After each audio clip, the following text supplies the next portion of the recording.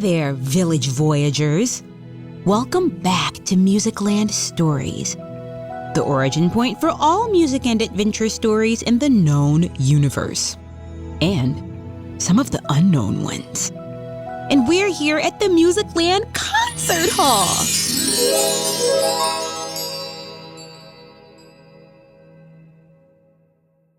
I'm the Charmer, and we're about halfway through Guanina's jungle adventure. She's learned so much, grown so much, and helped so many. Last time, she helped Igu, a short-legged rhinoceros iguana, find his rhythm. Where will the quest to bring music back to her village take her next, you ask? Well, everyone kept partying into the night with Igu, but Guanina and Tainy were ready to continue their journey. They said their farewells and ventured forward. Once they had left behind the hustle and bustle, the lights and the music, they were in the dark of the forest. A few days ago, Guanina had been nervous about setting foot in the jungle. Now, she was exploring it in the middle of the night. Of course, having Tainy, her not-so-friendly yet very knowledgeable spider friend by her side, did help. Tainy, have you noticed something about this stretch of forest? Guanina asked her large arachnid friend. Now that you mention it, yes. It's really quiet here. Exactly. If I've learned anything, it's that the jungle is full of music, especially at night. But here, the silence, it's eerie. What are you thinking, Guanina? The last time it was hushed in the forest, I was attacked by some pretty angry parrots, Guanina whispered as she looked above her and swatted the air around her red curls. But it's been a while now, and I haven't been hit by a loud flock of birds. So maybe it's something else? Shh! I think I hear something! Tainy interrupted. The spider spun around on its 8 legs until he picked a direction and then scampered off, disappearing into the brush and the pitch black of the night. Guanina couldn't hear a thing, but she trusted her companion's spider senses. A few minutes later, Tainy came back, looked up at Guanina, and asked her to meet his new friend. New friend? I don't see anyone. Is he invisible? Guanina asked, suspecting that perhaps Tainy badly needed some sleep. On my back! Can you see him? Guanina crouched down near to the ground, still unable to see anything aside from the black hairs on Tainy's rump. She crooked her neck and got closer still. Finally, she was able to distinguish a minute, bright, yellowish-brown spot. It was slimy, had really small eyes, 4 legs with 3 slim fingers at the end of each, and Guanina thought she saw its mouth moving. But if the little frog was actually making any noise, she simply could not hear it. I see him now. Is he trying to say something? Guanina asked. Yes, of course he is. How can you not hear him? He's really small. Maybe he's just not that loud. He's also on top of you, so that would make it easier for you to hear him. I guess you're right, but enough about that, Tainy said excitedly. We have to help him. His name is Coquís, and he says that no bald man with a long beard came through here and played a magical spell on his flute that made him and all of his other little frog friends forget how to sing. An old bald guy with a beard and a flute? That sure sounded like the Flutemaster. Remember him from the very first time we met Guanina? He's the guy who would travel to all the villages in the valley and would spend a week every year playing his 12 old songs on his old flute. He's also the guy who would tell everyone that he was the one and only person who knew the secret of music. And he would insist that people stay away from the dangerous jungle mountain.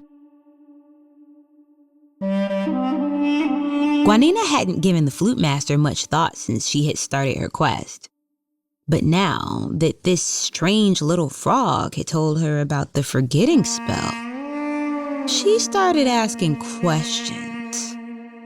I mean, if the guy walking around making little frogs forget how to sing was in fact the Flutemaster, that would mean that he was in the jungle mountain. And if he was in the jungle, then he had to know that there wasn't just one flute and 12 songs. He had to know that there was all this wonderful musical richness out in the world. And if he knew that, why would he ever keep it a secret from the people who lived in the valley?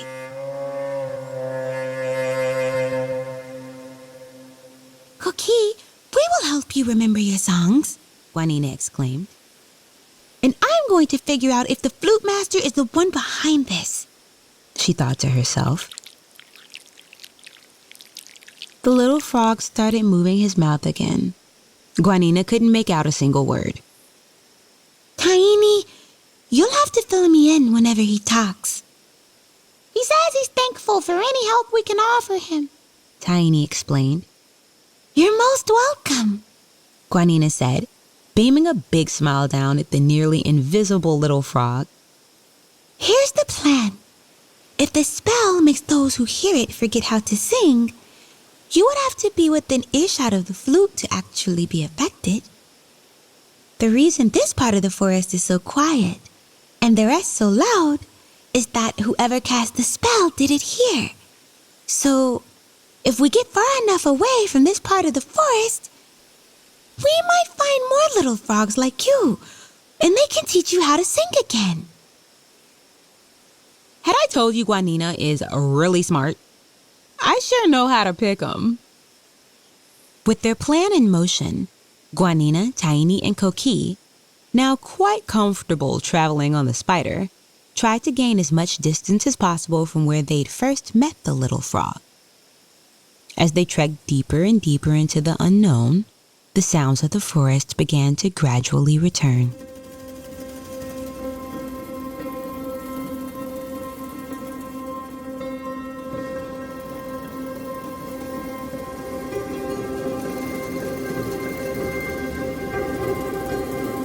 There was the buzzing of dragonflies as they darted through the air, their iridescent wings catching the faint moonlight filtering through the canopy.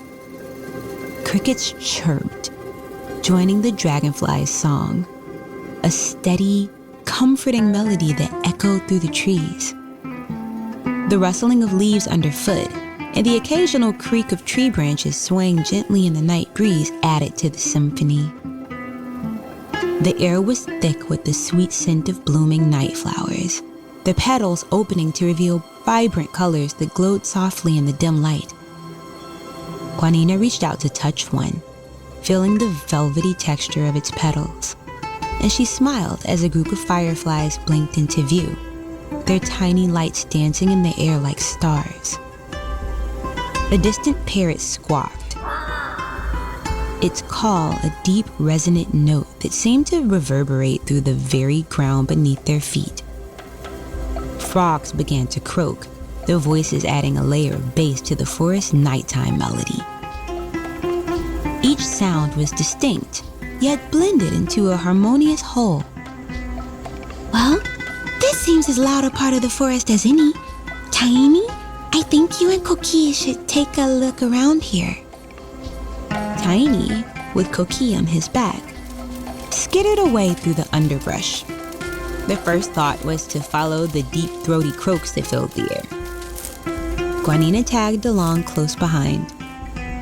They soon reached a cluster of large green amphibians, lounging on broad leaves and logs by a small pond. These frogs, much larger than Coquís, turned their bulbous eyes towards the newcomers. Coquís hopped down from Tainy's back and approached the largest of the frogs. It looked at Coquís with interest. Tainy spoke up, explaining that they were looking for smaller frogs like Coquís, who might be able to help him remember his song. The large frog nodded slowly, its throat puffing up as it let out a low rumble. Tainy listened intently and then turned to Guanina. He says that there is a group of small frogs, not far from here, who sing a beautiful, high-pitched melody. With a thankful nod to the larger frogs, the trio set off once more. After a short trek, they began to hear incredibly loud, high-pitched calls. The melody was clear and sharp, but Guanina and Tainy exchanged puzzled glances, trying to locate the source of the sound. It seemed too loud and resonant to be coming from someone as tiny as Coquís. Finally, they arrived at a small clearing where the high-pitched calls were at their loudest. Guanina and Tainy scanned the area, expecting to see larger creatures producing such a powerful sound. To their surprise, the clearing appeared empty at first glance. Coquís hopped off Tainy's back and moved toward a cluster of tiny plants. There, nestled among the leaves, were dozens of tiny frogs, each one a mirror image of Coquís. Their small bodies glistened and their calls filled the air with a harmonious, high-pitched chorus. The sound they made? It was Coquís! Simple, beautiful, and crystalline. Coquís! Guanina and Tainy looked at each other in amazement. Coquís' song had been his name all along. And though his voice was a tiny squeak, quite near impossible to hear when he spoke, it was as large as the forest itself when he sang. Coquís approached his fellow Coquís. Yes, these little frogs are called Coquís. The tiny creatures welcomed him with open arms, their voices rising in joyful unison. Coquís joined in, his voice blending with theirs as he began to remember his song. Guanina, too, remembered she'd heard this song her first night in the forest, when she'd gone out to gather fireflies with Taboa. And her heart was full to the brim as the forest came to be full with the vibrant melody of Coquís. Guanina and Tainy stood in awe, listening to the harmony that seemed to pulse through the very air around them. Guanina closed her eyes, letting the sound wash over her. Tainy, usually so composed, found himself swaying slightly, his many legs tapping in unconscious rhythm against the forest floor. Coquís, now fully immersed in his song, had tiny tears in his tiny eyes. Guanina and Tainy returned Coquís to his own small part of the forest, and as they finally sat down to rest for the night, it too came alive, as Coquís reminded all of his brothers and sisters that their song had always been a part of them. Guanina and Tainy fell asleep, to the tropical breeze, and to the sweetest of lullabies, the sing-song call of the Coquís. But all was not right in the jungle. Guanina and Tainy had helped Coquís rediscover his voice. But who was this flute sorcerer who'd taken it from him? Was it, in fact, the Flutemaster himself?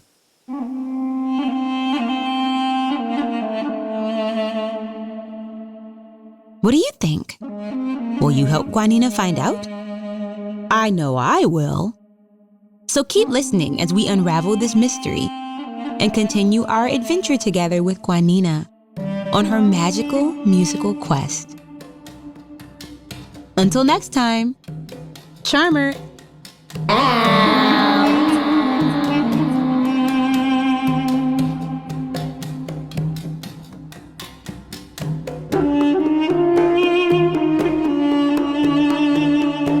Musicland Stories is a collaboration between Starglow Media and Double Elvis. Executive producers from Double Elvis are Jake Brennan and Brady Sadler. Executive producers from Starglow Media are Jed Baker and Agarinesh A. Palmer. This episode of Musicland Stories was written by Armando Valdez Prieto. Alessandro Santoro is our showrunner. Narration by me, Nikki Lynette. Original score by Jonathan Warman. Story editing by Zeph Lundy. An episode mix by Colin Fleming. Grown-ups, you can find more ad-free audio fun for the whole family by subscribing to Starglow Plus on Apple or wherever you listen to podcasts.